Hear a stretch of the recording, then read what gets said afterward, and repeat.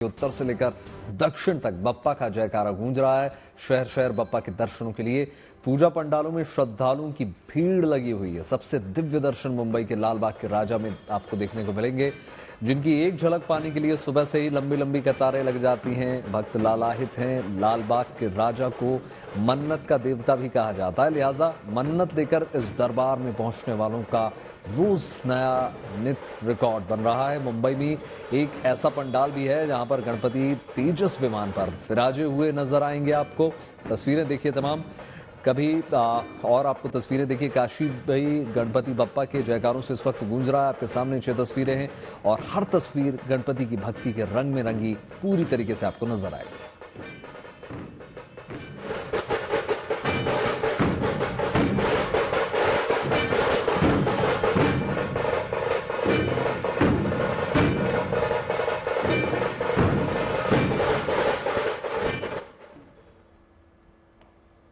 वैभव, आजकल जिधर भी देखो सिर्फ बप्पा ही बप्पा है। देखिए हमारे स्क्रीन पे भी बप्पा, सामने भी बप्पा, तस्वीरें भी बप्पा की आ रही है। तो सबसे पहले आपको लाल बाग के राजा के दर्शन करवाते हैं। ये साल इसलिए भी खास है क्योंकि लाल बादशाह राजा की स्थापना को 90 साल पूरे हो चुके हैं। लाल बाग के राजा को मन्नत का देवता भी कहते हैं, इसलिए उनकी स्थापना से लेकर विदाई तक श्रद्धालुओं की भारी भीड़ रोज उमड़ती है। मुंबई में लाल बादशाह राजा की कहानी की शुरुआत साल 1932 में हुई। तब मुंबई के लालबाग के इलाके में मौजूद एक कपड़ा मिल को बंद कर दिया गया था। मिल बंद होने से स्थानीय व्यापारी और मछुआरे संकट में आ गए। लालबाग बाजार के व्यापारी और मछुआरा समाज ने संकट टालने के लिए कामना के साथ गणपति की मूर्ति स्थापित की और मंगल मूर्ति ने उनकी दुकानें और उनके कारोबार को बचा लिया। तभी लालबाग के राजा हर साल यहाँ विराजते हैं। आज भी सुबह से उनके दर्शन के लिए लंबी लंबी कतारें लगी हैं और लोग दिल खोलकर दान पेटियों में चढ़ावा भी चढ़ा रहे हैं।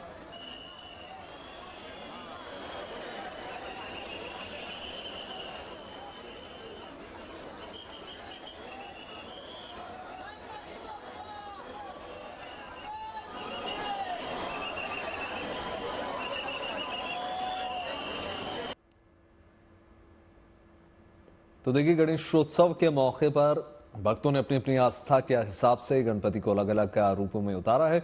यूं समझिए कि मुंबई के पंडालों से लेकर आम भक्तों के दर तक बप्पा के जाने कितने रूप नजर आ रहे हैं। लेकिन इन दिनों सोशल मीडिया पर वायरल हो रहे हैं तेजस विमान पर बैठे गणपति। जी हां, मुंबई के एक शख्स ने कैसे अपने घर में इस लड़ाकू विमान पर बप्पा की झांकी उकेरी, दिखाते हैं आपको एक्सक्लूसिव रिपोर्ट में।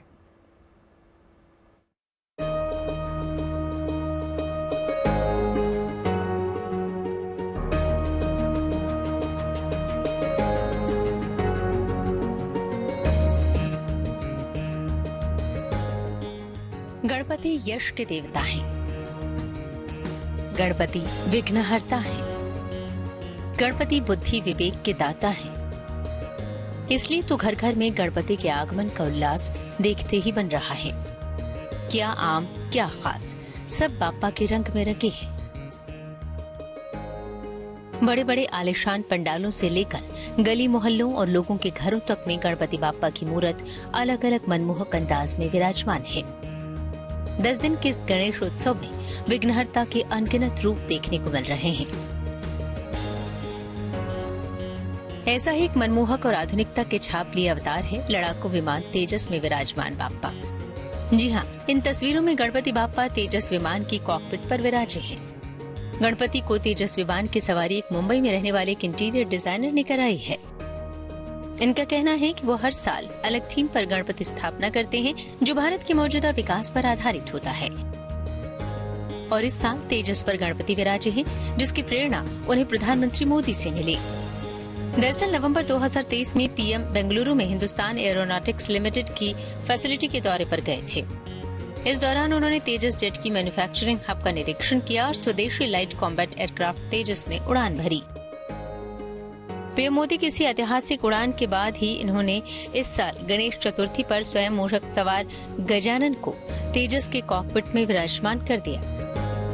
हमारे प्राइम मिनिस्टर जी ने जब ये तेजस का टेस्ट ड्राइव वगैरह लिया था 6 महीने पहले, तभी से मैंने सोच लिया था कि इस साल बापा को भी तेजस पे बिठाए गए और बापा को इस बार हम लोग ने तेजस फाइटर जेट पे बिठाया हुआ है। जिस तरह बाप्पा ने समय समय पर अपने भक्तों की रक्षा की है, उसी तरह ये स्वदेशी तेजस भी देश की सुरक्षा में तत्पर है।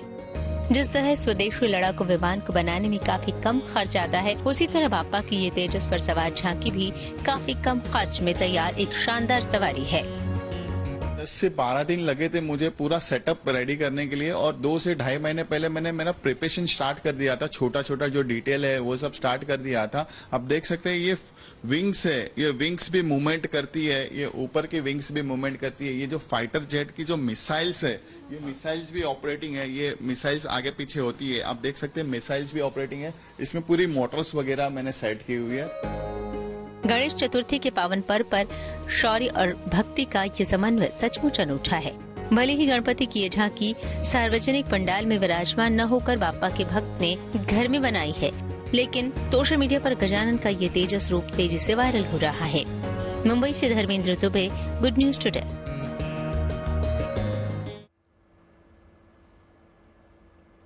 तो चलिए आपको लालबाग के राजा के बाद लेकर चलते हैं काशी। महादेव की नगरी काशी में भी गणेशोत्सव धूमधाम से मनाया जा रहा है। बुधवार को यहां श्री काशी मराठा गणेशोत्सव समिति की ओर से बप्पा की शोभा यात्रा भी निकाली गई। खास बात यह है कि ये शोभा यात्रा मुंबई की तर्ज पर निकाली गई और यहां बप्पा की मूर्ति भी लालबागचा राजा की जैसी ही बनाई गई थी।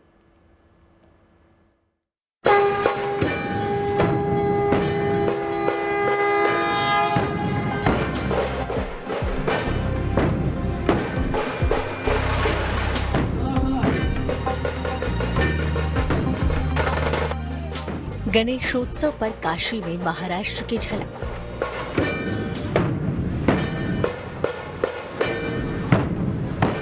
काशी के प्राचीन गणेश मंदिर का महाराष्ट्र से अनूठा नाता।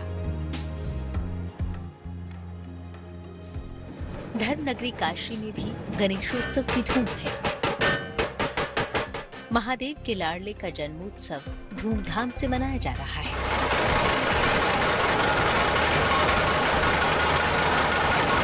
अनूठी बात तो ये है कि काशी में भी मुंबई की झलक मिल रही है। काशी की ये तस्वीरें भगवान गणेश की शोभा यात्रा की हैं।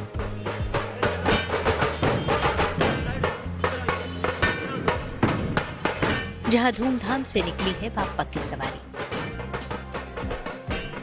बिल्कुल मराठा अंदाज में।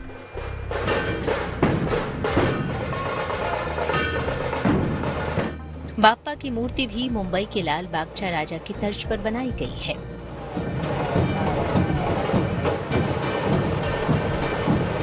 असल में हर साल की तरह इस बार भी वाराणसी में श्री काशी मराठा गणेश उत्सव समिति की ओर से 5 दिवसीय गणेशोत्सव का आयोजन किया गया था, जिसका बुधवार को समापन हुआ। बाप्पा को धूमधाम से विदाई दी गई और उनसे काशी वासियों के लिए सुख समृद्धि का वरदान मांगा। भगवान गणेश से प्रार्थना करता हूँ कि काशी वासियों को सुख समृद्धि और एक दूसरे के मैत्री से सभी समाज को एकजुटता को बना के हमेशा जो रहा है, और मराठा समाज एकत्र होके आज गणेश जी का विसर्जन करने के लिए निकला है। इस मौके पर सबसे दिलचस्प थी लोक कलाकारों की प्रस्तुति।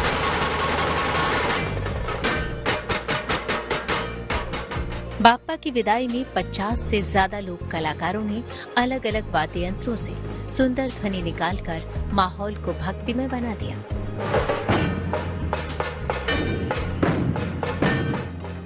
महाराष्ट्र और काशी के अनूठे नाते की एक झलक यहाँ के एक प्राचीन मंदिर में भी दिखी, जो सदियों पुरानी है। इस गणेश मंदिर का नाम है अमृत विनायक मंदिर।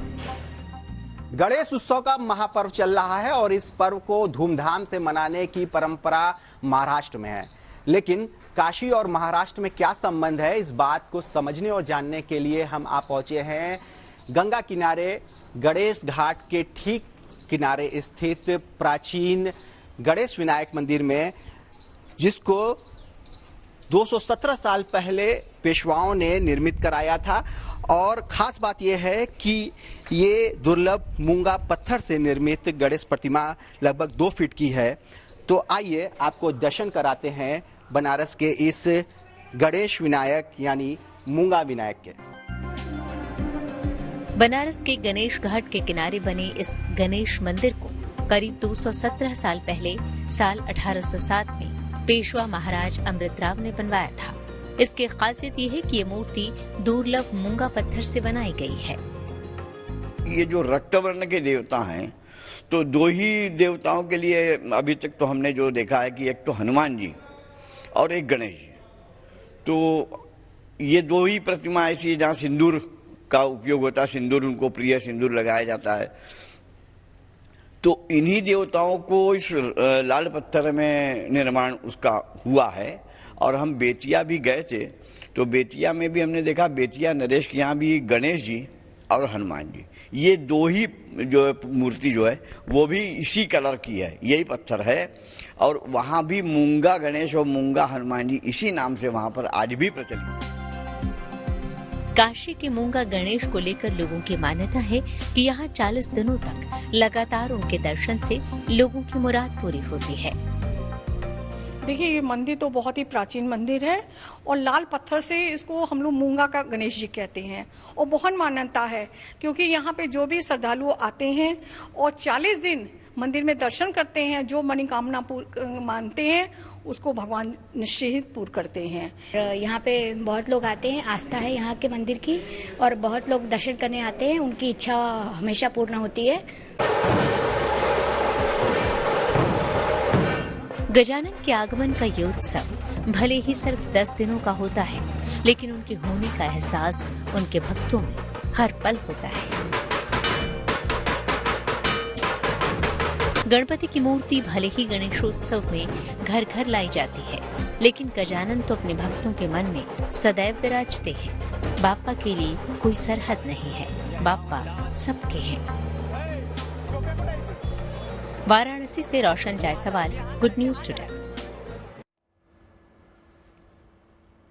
तो देखिए, देश भर में गणेशोत्सव धूमधाम से मनाया जा रहा है। मध्य प्रदेश के आगरमालवा में भी इसकी रौनक देखते ही बन रही है। इस खास मौके पर आगरमालवा के मोती सागर तालाब के नजदीक बने विशाल चिंताहरण गणेश मंदिर को रंग बिरंगी लाइटों से पूरी तरीके से सजाया गया है और हर रोज बप्पा का विशेष श्रृंगार भी किया जाता है। यहां पर हर दिन गजानन के दर्शन के लिए बड़ी तादाद में श्रद्धालु पहुंच रहे हैं।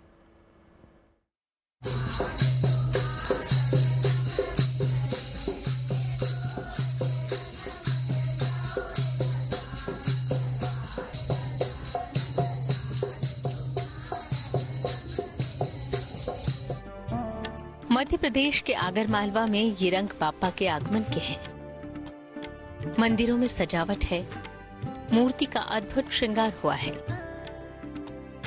कहीं गजानन अपने भक्तों को सुख समृद्धि का आशीर्वाद दे रहे हैं, तो कहीं बाल रूप में उन्हें झूला झुलाया जा रहा है।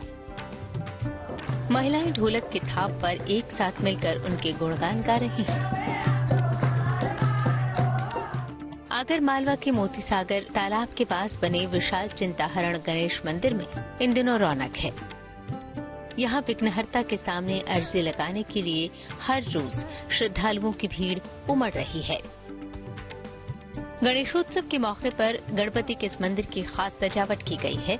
इसे रंग बिरंगी रोशनी से सजाया गया है। पूरे मंदिर को सुंदर और सुगंधित फूलों से सजाया गया है। कांच की बड़ी बड़ी गेंदें लगाई गई हैं। यहाँ बाप्पा का भी हर रोज फूलों से विशेष श्रृंगार किया जाता है। सबसे खास होती है उनकी माला, जो हर रोज नई होती है और अलग अलग वस्तुओं से बनी होती है, कभी फूलों से तो कभी ड्राई फ्रूट से। रात में इस मंदिर की सजावट देखते ही बनती है, खासकर जब इसकी परछाई पास के तालाब में दिखती है। मंदिर परिसर में भगवान गणेश के लिए फूलों का झूला भी बनाया गया है, ताकि यहाँ आने वाले भक्त गणपति के बाल रूप का दर्शन कर सकें और उन्हें झूला झुलाने का आनंद ले सकें। मध्य प्रदेश के आगरमालवा से Pramod carpenter, good news today.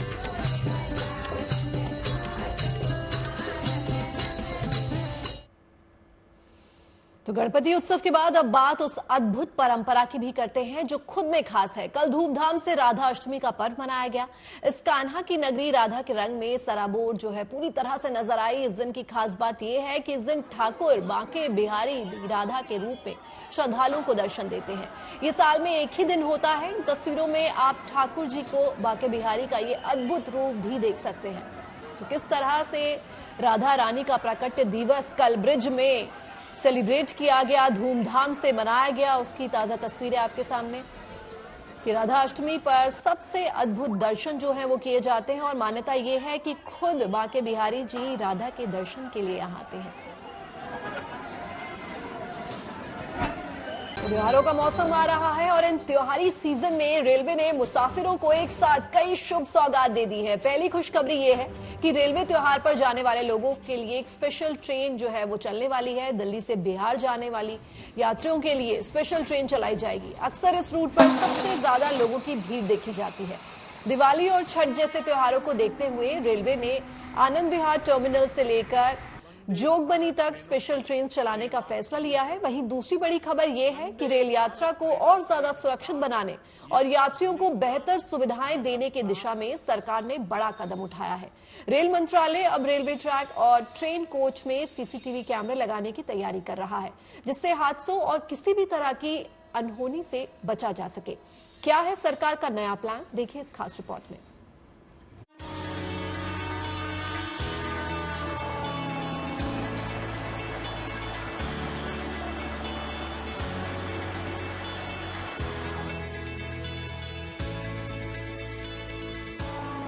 Railway की बड़ी तैयारी, अब कैमरे से निगरानी की बारी। रेल सफर में अब तीसरी आंख का पहरा, ट्रैक पर रखी जाएगी नजर। इंजन और कोच में भी लगेंगे कैमरे। अब वो दिन दूर नहीं जब इस तरह के हादसे और हिमाकतें बीते दिनों की बात होगी। अब रेल मंत्रालय ने इस तरह की तमाम हरकतों और हादसों पर लगाम कसने का मन बना लिया है। रेल यात्रा को अधिक सुरक्षित बनाने और यात्रियों को बेहतर सुविधाएं देने की दिशा में सरकार ने बड़ा कदम उठाया है। सरकार के फैसले के मुताबिक अब रेलवे ट्रैक और उसके आसपास के इलाकों की निगरानी कैमरों से की जाएगी। साथ ही इंजन और कोच में भी कैमरे लगवाए जाएंगे। कोच के साइड के साथ ही गार्ड कोच में भी कैमरे लगाए जाएंगे। कुल मिलाकर एक ट्रेन में कुल 8 कैमरों से निगरानी की जाएगी। अगले 3 महीने में कैमरे लगाने का काम शुरू होगा और 1 साल में पूरा कर लिया जाएगा। इस प्रोजेक्ट में कुल 1200 करोड़ रुपए की लागत आएगी। रेलवे मंत्रालय का ये फैसला ऐसे समय आया है जब कथित तौर से रेलवे ट्रैक पर कभी सिलेंडर तो कभी पत्थर मिलने की घटनाएं सामने आ चुकी हैं। पिछले 40 दिनों में ऐसी 18 वारदात सामने आई है। यह खतरा इसलिए भी बढ़ा है क्योंकि देश की ज्यादातर आबादी अपने सफर को आसान बनाने के लिए ट्रेन से ही यात्रा करना पसंद करती है। लेकिन अब रेल मंत्रालय के ताजा फैसले से इस तरह की वारदातों पर लगाम लग सकेगी। Bureau report, good news today. तो देखिए, ट्रेन का सफर कैसे और सुरक्षित होगा ये तो आपने देख लिया। अब आपको उन ट्रेन्स की डिटेल भी बता देते हैं जिन्हें इस फेस्टिवल सीजन में रेलवे चलाने जा रही है। देखिए, सबसे पहले आपको ये बता देते हैं कि रेलवे की इस पहल से त्योहारों में यात्रियों को टिकट की दिक्कत बिल्कुल नहीं होने वाली है। जी हाँ, दरअसल त्योहारों के समय यात्रियों को ज्यादा भीड़ का सामना करना पड़ता है, जिसको देखते हुए रेलवे की तरफ से भीड़ कम करने का ये प्लान तैयार किया गया है। जी हाँ गीतिका, और देखिए नए प्लान के तहत त्योहारों पर रेलवे यात्रियों को बिना परेशानी के वो घर पहुंचाएगा और इस प्लान में दिल्ली से बिहार रूट की यात्रियों पर फोकस स्पेशल किया गया है। यानी जो लोग दिल्ली से उत्तर प्रदेश बिहार जाना चाहते हैं उनके लिए खुशखबरी है। तो त्योहार स्पेशल ट्रेन अक्टूबर से नवंबर के बीच चलेगी। दिल्ली में आनंद विहार टर्मिनल से फेस्टिवल ट्रेन का संचालन होगा। जी हाँ, देखिए फेस्टिवल ट्रेन आनंद विहार से जोगबनी तक दौड़ेगी। आनंद विहार से हर मंगलवार रात 11:45 पर ये ट्रेन चलेगा। यानी 29 अक्टूबर, 5 नवंबर और 12 नवंबर को आनंद विहार टर्मिनल से स्पेशल ट्रेन का संचालन होगा और बिहार के जोगबनी से हर गुरुवार को सुबह 9 बजे फेस्टिवल स्पेशल ट्रेन चलेगी। तो मतलब ये हुआ कि त्योहारों के सीजन में बिहार से अगर आप दिल्ली आना चाहते हैं तो 31 अक्टूबर, 7 और 14 नवंबर को जोगबनी से ट्रेन चलेगी। जी हाँ, तो और अब बात खुशनुमा मौसम की भी कर लेते हैं। दिल्ली, नोएडा, लखनऊ समेत उत्तर प्रदेश के ज्यादातर इलाकों में मौसम खुशगवार बना हुआ है। दिल्ली की बारिश ने लोगों के चेहरे पर खुशी ला दी है। सितंबर के महीने की रिमझिम बारिश ने मौसम को खुशनुमा बना दिया है। बारिश को एंजॉय करने के लिए लोग चाय के स्टॉल पर जा रहे हैं और इस खूबसूरत मौसम को एंजॉय भी कर रहे हैं। दिल्ली में आने वाले कुछ दिनों तक ऐसा ही मौसम रहने वाला है। मौसम विभाग के मुताबिक आज का दिन खुशनुमा रहेगा। दिल्ली के अलग अलग हिस्सों में 30 से 40 किलोमीटर प्रति घंटे की स्पीड से हवाएं चलने के साथ हल्की सी बारिश का ऑरेंज अलर्ट भी जारी किया गया है। दिल्ली में आने वाले दिन कैसे रहने वाले हैं, ये जानने के लिए हमारी संवाददाता मनीषा लड्डा ने मौसम वैज्ञानिक डॉक्टर नरेश कुमार से खास बातचीत की है। सुनिए जरा। दिसंबर का महीना जो होता है, कहते हैं कि मॉनसून खत्म होने का समय रहता है, लेकिन अभी भी लगातार जो है बारिश देखी जा रही है, तो कब तक रहेगा? देखिए, अभी तक जो सिग्नेचर्स है आने वाले, अगर 1 वीक की बात करें तो मानसून अभी एक्टिव फेज में ही है, कहीं ना कहीं रेनफॉल एक्टिविटी होता ही रहेगा, तो ये कंटिन्यू रहेगा। अभी ऐसा कोई सिनेरियो नहीं है कोई वीक मानसून का या विड्रॉल का। बात अगर दिल्ली की जाए तो मौसम अच्छा है, लगातार रुक रुक के बारिश हो रही है, कब तक इसी तरीके से मौसम रहेगा और येलो अलर्ट या ऑरेंज अलर्ट रहेगा? देखिए, अभी क्या है कि जैसे आपने दिल्ली के बारे में पूछा, जहां से बे ऑफ बंगाल से हवाएं जा रही हैं, सिस्टम जहां बना हुआ है, उसके प्रभाव से आज भी दिल्ली में रेनफॉल हुआ है और इसके लिए हमारा येलो अलर्ट है। कल थोड़ा सा हमारा अनुमान है रेनफॉल ज्यादा हो सकती है, उसके लिए हमने मॉडरेट टू हैवी का अलर्ट दे रखा है। कल के लिए हमारा ऑरेंज अलर्ट है, उसके बाद स्लोली जो थोड़ा कम हो जाएगा। तो कुल मिलाकर अगर मानसून की बात की जाए तो मानसून अभी खत्म नहीं होने वाला है और अभी 1 हफ्ते तक इसी तरीके की स्थिति रहने वाली है। दिल्ली की बात की जाए तो फिलहाल येलो अलर्ट है, 2-3 दिन तक ऐसी ही मौसम जो है वो सुहाना रहेगा, रुक रुक के बारिश होगी और साथ ही साथ MP यूपी में रेड अलर्ट मौसम विभाग द्वारा जारी किया गया है। कैमरा पर्सन मनीष बिधूरी के साथ मनीषा लड्डा, दिल्ली।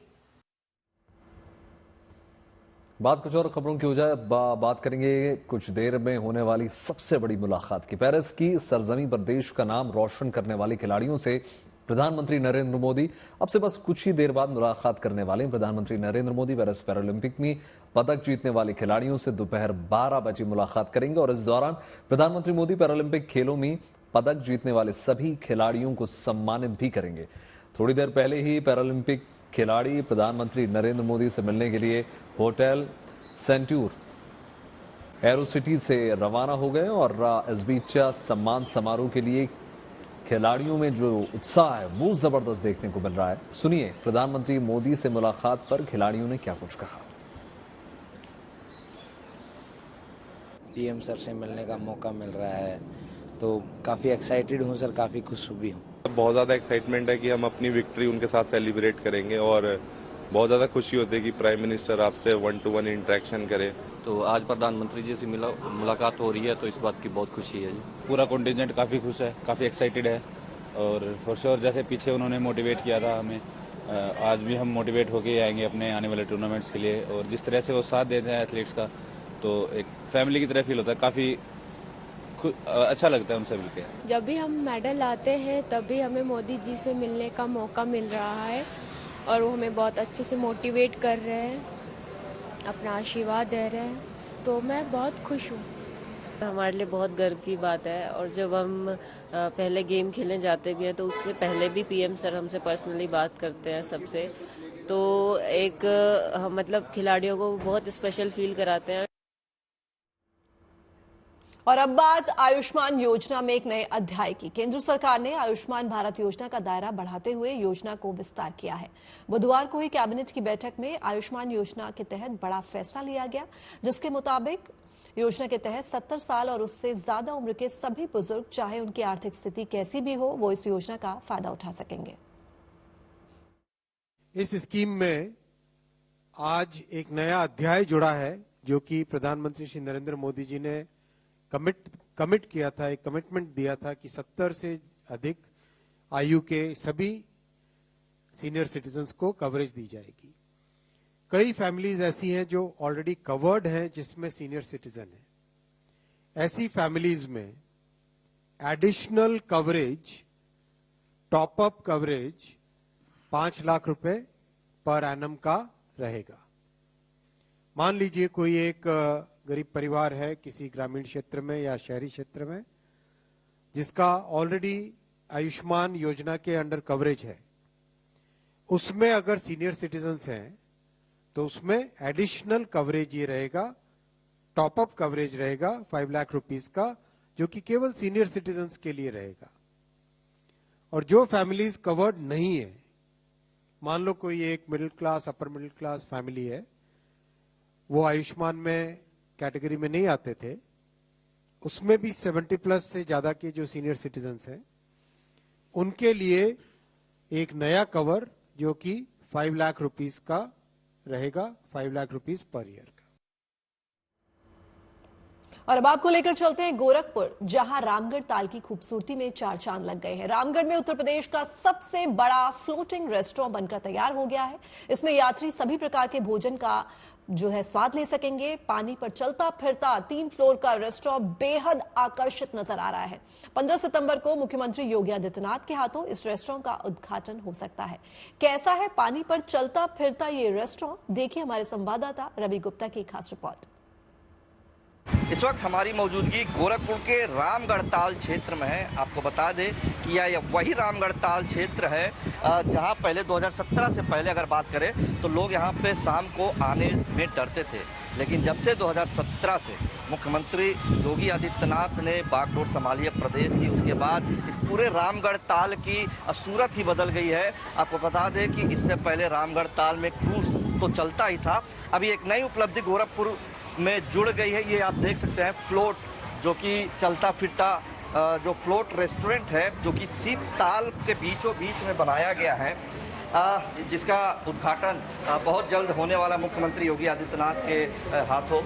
हमारे साथ बात करने के लिए इस फ्लोट के ओनर आलोक अग्रवाल जी मौजूद हैं। इनसे पूछेंगे कि क्या आप ये योजना कैसा है, पहली बात अगर आप बताना चाहें। ये योजना बेसिकली जीडीए की योजना थी और इसको पर्यटन स्थल की तरह डेवलप करने के, इसको ग्रो करने के लिए, मतलब इस झील को सुंदर बनाना, इस झील को और मतलब लोगों को इकट्ठा करना, पर्यटकों को और बुलाना, उसी के तहत ये जीडीए ने स्कीम बनाई थी। और जीडीए की स्कीम में हम लोगों ने टेंडर को भर के इस प्रोजेक्ट को लिया। कितनी लागत आई है अगर इस रेस्टोरेंट की? लगभग 15 करोड़ के आसपास। 15 करोड़ जी। ये कितने मंजिल का है यहाँ पे?